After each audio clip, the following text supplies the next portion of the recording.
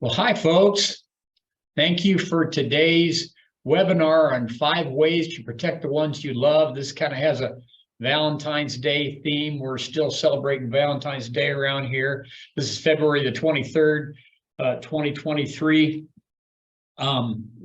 This is our monthly Bob Benny Wealth Management educational webinar. I'm Bob Benny. I'm Jesse Thompson.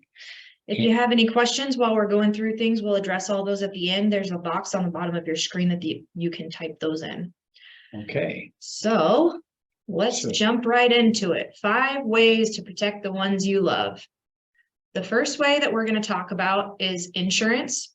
And insurance is transferring a financial risk from your family to an insurer. And these types of risks are the ones that we're talking about today are going to be risks that would be catastrophic financially to your family. And so the 3 different kinds of insurance we're going to talk about is life insurance, long-term care insurance, and investment insurance. So to start, were you going to say something? So, no, I guess I was thinking I was supposed to be doing that, but it's in the red. You're supposed to talk about life insurance. Jesse's going to talk about life insurance. Go ahead. So life insurance and a lot of insurance is marketed to a large amount of people, but the amount of people that it's actually appropriate for or that actually need it is much smaller. And so there's 2 primary needs for life insurance. The first one would be if you have an extremely large estate that's over the estate exemption amount. And right now the estate exemption amount is like $22 million. Over that, but a little bit over that. And so you can structure a life insurance policy and the ownership of it, that it's outside of your estate taxable estate, the money that you can leave that's subject to federal estate taxes.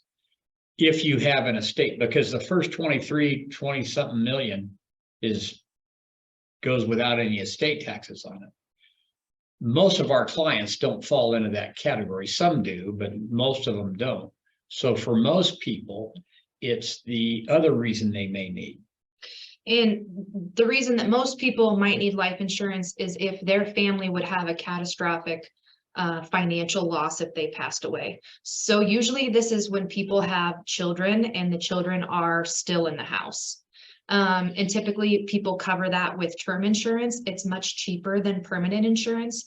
Permanent insurance is marketed to a lot of people as an investment, which we'll talk about in a little while, but term insurance is a lot more affordable for most people and more appropriate for most people since it's usually a temporary risk that they need to insure.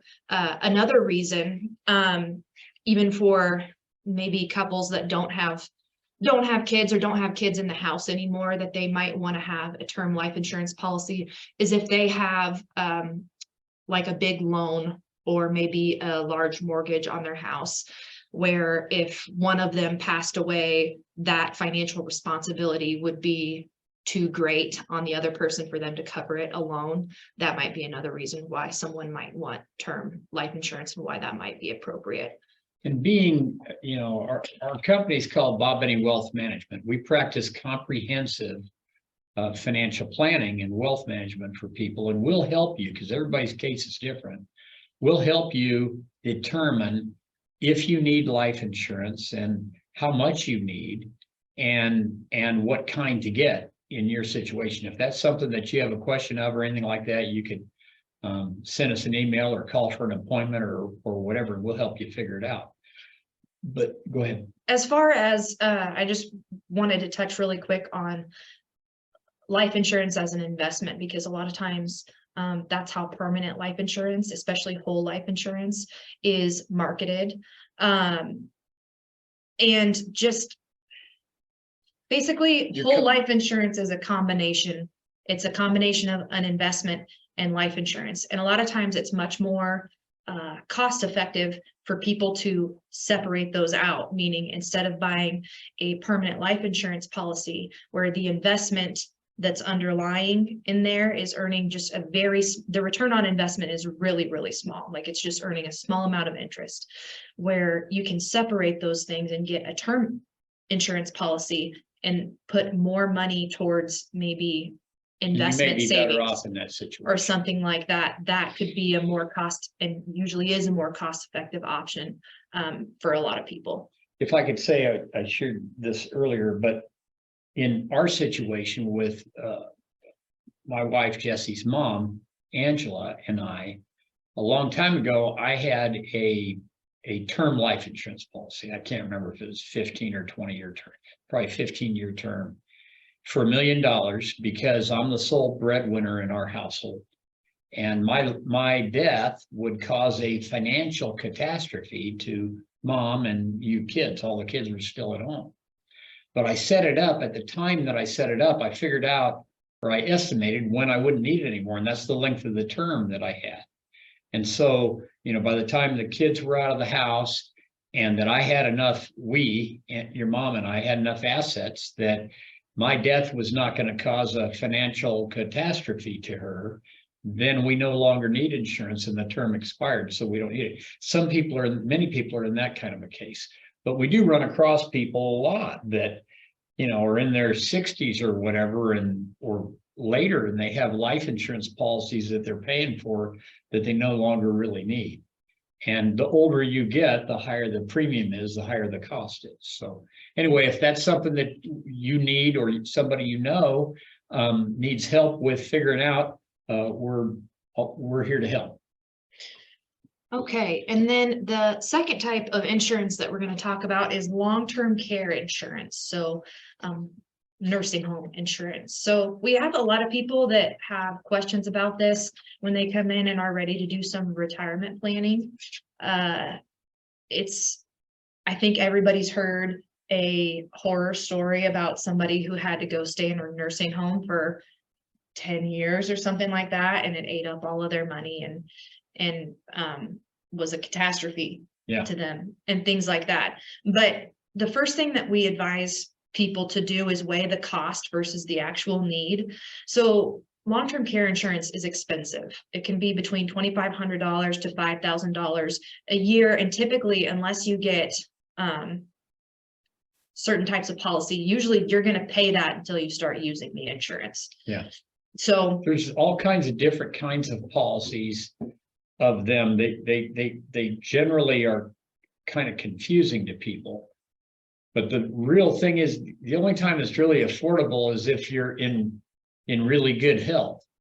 And they all these long-term care policies, you have to go through a health screening.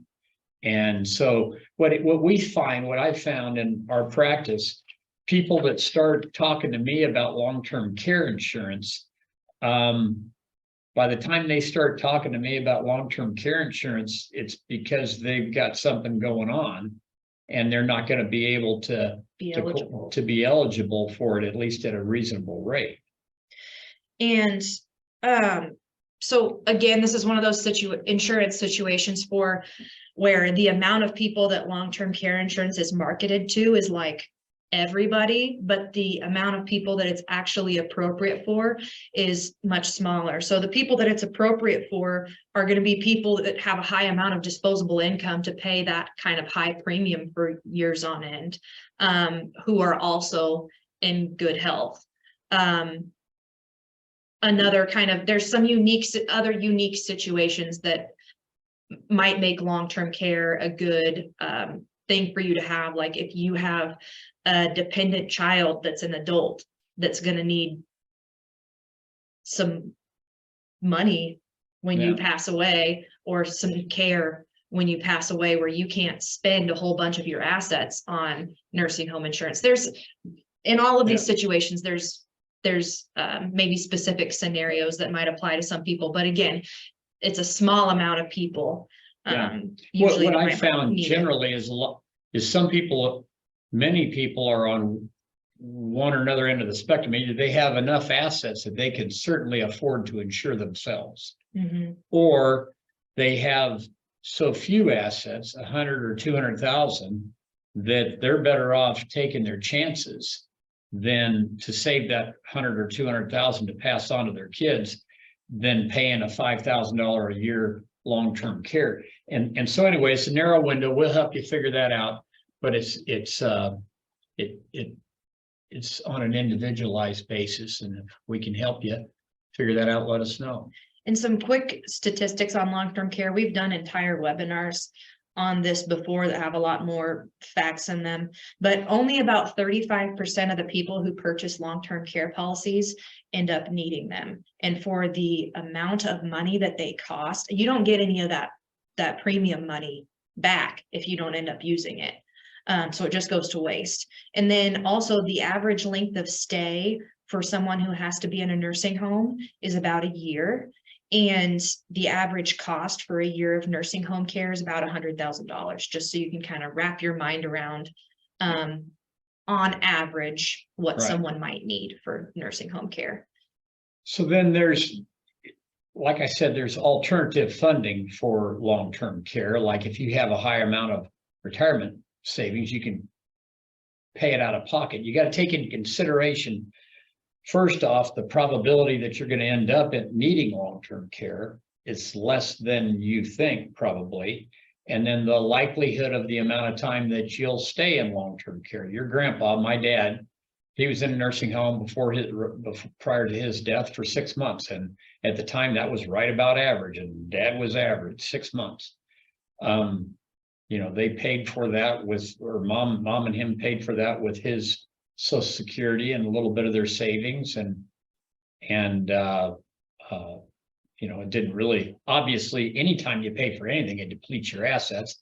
But what's the purpose of those assets? To take care of you in your old age. So anyway, Another thing to take into account with long-term care insurance too that made me think of this is a lot of these policies have elimination periods before they start paying, where and they're usually at least 90 days. So you're going to have to pay for your long-term care out of your pocket, no matter what, for at least 90 days. And some of those is 6 months. Some of them is up to a year. So something to keep in mind too. Now, for people who we talked about how people that have a high amount of assets can either afford long-term care or can self-fund, but people who don't have a large amount of wealth saved up, usually those people are going to end up having to use Medicaid. And actually 65% of people who are in nursing homes, that care is being paid for by Medicaid. And so I think a lot of people worry about how that might affect their spouse. Like, if I have to go into a nursing home and have to use Medicaid, are we going to have to spend down all of our assets? And is that going to impoverish my spouse? But there are actually rules in place to protect spouses in a situation like that. If one of the spouses does have to end up using Medicaid going into nursing home. So the spouse that stays at home, for one, they get to keep the house. That's good. For two, they get to keep up to 50% of their joint assets, up to about $150,000 in 2023. And then they also get to keep all of their own personal income. So their own Social Security, pensions, annuity distributions, things like that, they get to keep. Now, if that ends up being under this threshold amount of $2,155 a month, then they can use some of the spouse who's in the nursing home. They get some of their income to get them up, at least up to that $2,155 a month. And Medicaid will adjust that based on what your actual monthly expenses are and things like that. So if you're worried about protecting your spouse, if you end up having to use Medicaid, there are laws to protect them. So we talked about life insurance, we talked about long-term care insurance. The third category of insurance we're calling investment insurance or portfolio insurance. You can buy investment products that have insurance features, insurance riders they're called, that protect and guarantee your income, say for life, or protect your investment for your beneficiaries, regardless of what the stock market does. And they come at an extra cost, you know, probably 2.5% a year for that extra insurance cost. And you have to weigh the value of that versus the peace of mind that you get from not having to worry about market fluctuations on your portfolio. I often use a comparison or an analogy of portfolio insurance with homeowners insurance, because most people I know have homes and they have homeowners insurance. One of our wealthiest clients ever, he was worth $20 million and had a home at the time 10, 12 years ago worth $500,000, and he had $1 million in the bank, plus this $20 million net worth in investments. And I asked him, I said, do you have homeowners insurance? And he says, of course I do. And I said, why? You got enough money in the bank, you could buy and write a check for a new house. And he says, but I don't want it. So pretty much most of our clients that I talk to, almost everybody, even if their house is paid off, have homeowners insurance. Well, your homeowners insurance as a percentage of the value of your house is usually just slightly below 1%, okay? And most of us, all of us, including me, are going to pay that, write that check or have it taken out of our mortgages for our lives, go to our graves with homeowners insurance, and never have had a catastrophic loss, like from a tornado or a fire. But we did it. Now, had we known that wasn't going to happen and that we weren't ever going to need it, we could have put that money in the bank or in investments and left our family a lot more money. But we want to transfer the risk of that financial catastrophe of a tornado or a fire to an insurance company by paying this. And we're paying, remember what I said, 1% or slightly less than 1% of the value of the house. Well, in comparison to the portfolio insurance that I was talking about, that guarantees lifetime income, maybe, guarantees, let's say you got both a guaranteed death benefit and a guaranteed lifetime income and I won't go into the details of how they work or whatever, but they protect you in case there's a fire or a tornado in the market, in your investments. And so if you live to your life expectancy, there's probably going to be multiple fires and tornadoes in your investment accounts. And if you have this kind of insurance and the insurance writers I'm talking about, you're not going to have to fret as much, and you're going to have more peace of mind. And that's something that we can talk about with people on an individual basis to see if it would be appropriate for them. It seems to be about half and half. Half of our clients want something like that, and half of them don't. But all right, so moving on to our second way that you can protect the people you love. That's going to be making the right Social Security decisions. So when you choose how to time your Social Security, or when you're going to start taking your Social Security, the longer you wait, the higher the amount that you get is. Now, usually in a couple, there's going to be somebody that has a higher Social Security amount and somebody that has a lower Social Security amount. When one person out of that couple dies, the person who's left gets the higher of those two amounts. Right. And so that's part of we use this Social Security timing software, and I'll show you that in a minute, or Jesse will show you that in a minute. But for instance, in my particular case with Jesse's mother, she was a stay-at-home mom. We have 4 children. Jesse's in the middle. And so Angela, my wife, hasn't paid in a lot to Social Security. So, her projected Social Security is pretty low and mine's very high. And so my Social Security planning is to wait until the longest I can to take Social Security. I'm planning on working, into my 70s, maybe early 80s or whatever, because I just love what we do. But we'll let God figure. Obviously, I shouldn't say we'll let. I'll let God will figure out how long I'm going to be around. But anyway, my plan is to keep working, and so I won't even need the Social Security. But I'm certainly not going to take it any earlier than I have to take it at the very latest, so that when I do take it at age 70, then it's the highest it can ever be.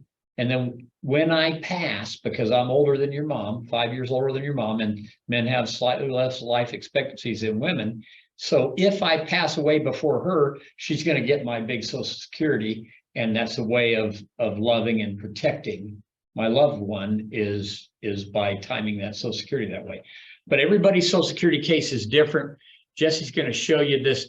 We use this great Social Security timing software where we enter in your information, your ages, your Social Security benefits, your life expectancy, your income needs, all that stuff, and help you figure out when the best time financially and working out with your income needs and stuff is to get your Social Security. So if you are approaching retirement or you know somebody that would like that, that's a service that we provide, of course, free. Any of this advice that we give to people, there's no charge for an appointment, us to help people figure some things out. So the third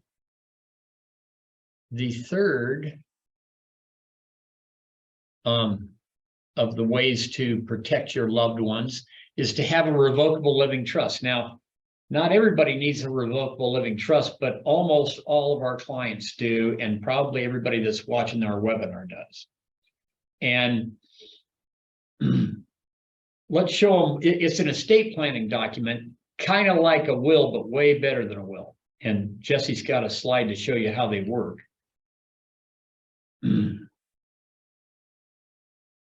So you have this trust, and it's just a paper document that's created. And let's say it's a husband and wife or an individual. They are called, in trust lingo, they're called trustors or creators. And they create this trust. And the trust is going to name who the beneficiaries are after the husband and wife or the single person passes away, their kids or charities or other relatives or friends or whatever. It's going to name who and how and what gets, who gets what, etc. All the details that could be in a will. But the difference is you have this trust, and our trust is called the Benny Family Trust, my wife and I, and we're the trustees. Bob and Angela are the trustees. That means managers. Everything we own, except for our retirement accounts, is owned by the trust. And so when we pass away, those assets don't have to go through probate. They are managed and distributed by the successor trustee to the beneficiaries according to the trust. And avoiding probate. Go ahead and tell them about probate, Jess. Why do you want to avoid probate? So probate costs money. The AARP estimates that it costs 5 to 10% of the value of an estate just to make it go through the probate process. And it also costs time. So it takes about a year to get through that, and it's completely unnecessary. I think we probably want to touch on, I think a lot of people think that if they have a will, that they have an estate plan. But if you have a will is just a letter to the probate court saying who you want to get what, basically. And so if you have a will, you're already in probate, and it's costing your beneficiaries money and time. And so a trust completely bypasses the probate process, because if you have everything in the trust, that all of your assets in the trust, they're not going to have to go through probate at all. You don't have any assets that are in the name of a dead person, because the trust still exists. Another thing with a trust that's different from a will, remember, a will is just a letter to the probate court. Trusts are much more difficult to contest than going through probate, because probate is a public court process that after it's over, all the results of the probate are public information that anyone can see. Your trust is private and basically controlled by your successor trustee.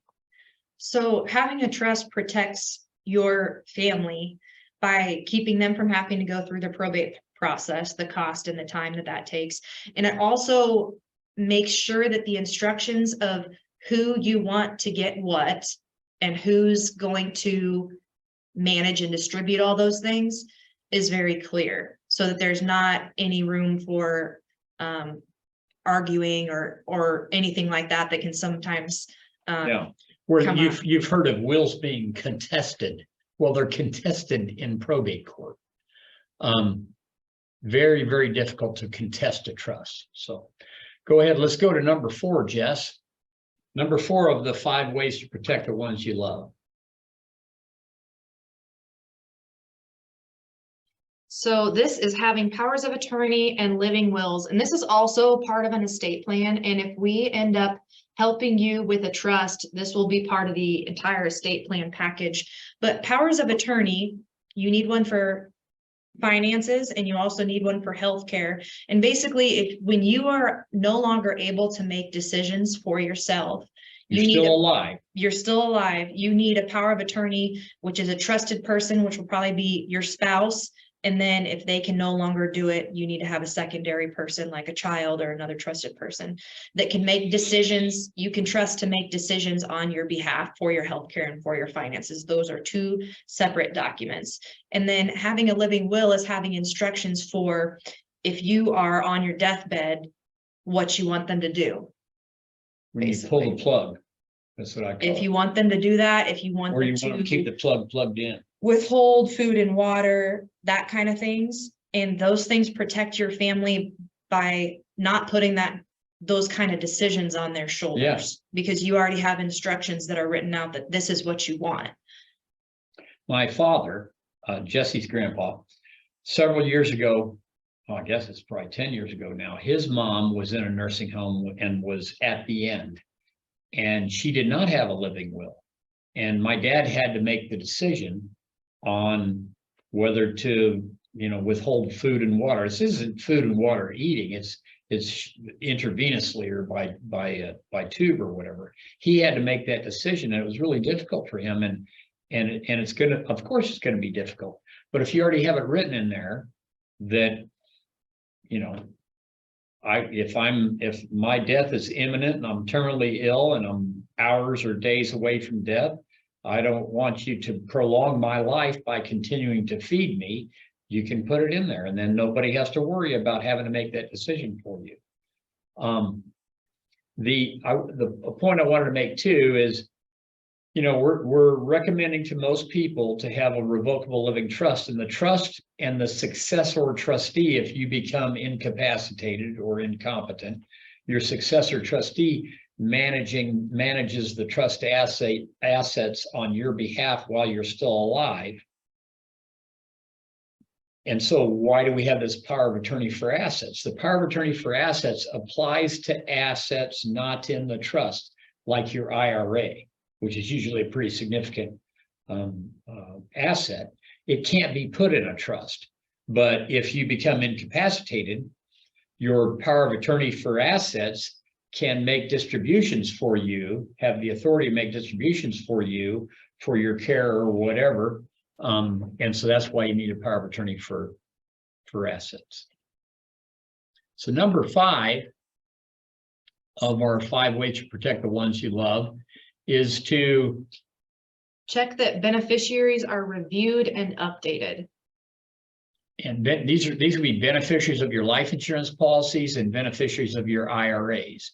It happens sometimes that situations change, and because as we do periodic reviews with people, annual reviews, whatever, and go through things and say, now so you have these 4 people as beneficiaries of your IRA. Is that who you want still?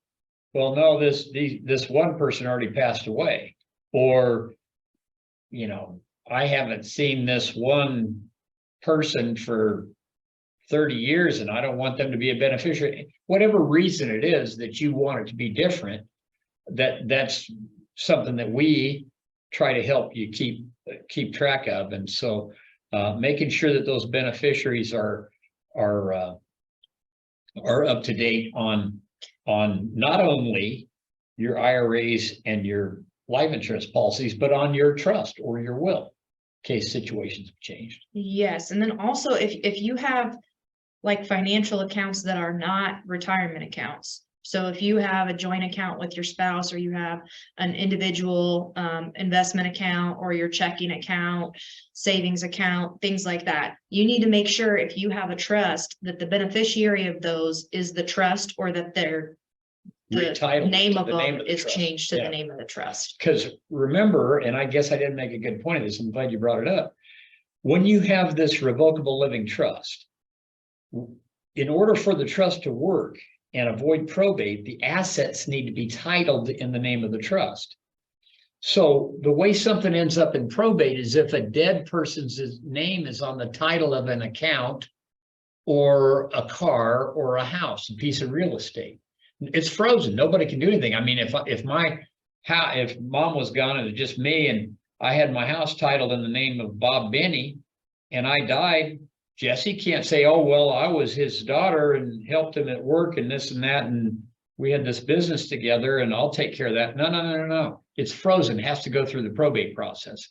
Conversely, because our home is titled in the name of the Benny Family Trust, at our death, both of us, the successor trustee can go to a realtor and say, hey, this house is titled in the name of the Benny Family Trust. Here's a copy of the trust. Here's a copy of the death certificate. In the trust, it says that I'm the successor trustee and I want you to sell this house. They sell the house, make the check out to the Benny Family Trust. That's how it works. And then that goes in the bank account title in the name of the Benny Family Trust. No court, no lawyers, no anything. Sorry for going that little review. But anyway. Track. So that wraps up our 5 ways. We're going to go over all of them here real quick. So 5 ways you can protect the ones you love. The first way is insurance, whether that's life insurance, long-term care insurance, or investment insurance. Make sure that you've made the right Social Security decision to, particularly if you're married, to protect your spouse. If you have a higher income and have a higher Social Security benefit, because that's what they get when you pass away. Third, make sure you have a revocable living trust and that you have your assets titled in the name of that trust. 4 is to have powers of attorney and living wills in place, powers of attorney for assets like your IRA, and powers of attorney for health care, so that people don't have to, your loved ones don't have to make difficult decisions. It's already in writing. This is what dad wanted, or this is what mom wanted. And then lastly, check to make sure that your beneficiaries are reviewed and updated on all of your financial accounts. So if anybody has any questions, do we have any questions? Oh my goodness, we have some questions. We'll try to answer these questions. First question is, when setting up a living trust, would one need to cancel out a previously established will? Well, that's a great question. Glad you asked. What happens when you do a trust is you're going to have a new will called a pour-over will.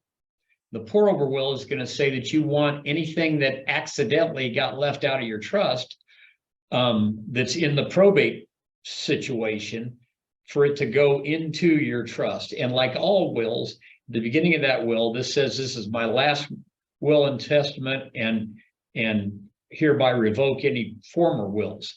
But what we always tell people to do after you get the trust in place and everything's signed and witnessed and notarized and whatever, just shred any other previous estate planning documents that you have. Let's answer this one next.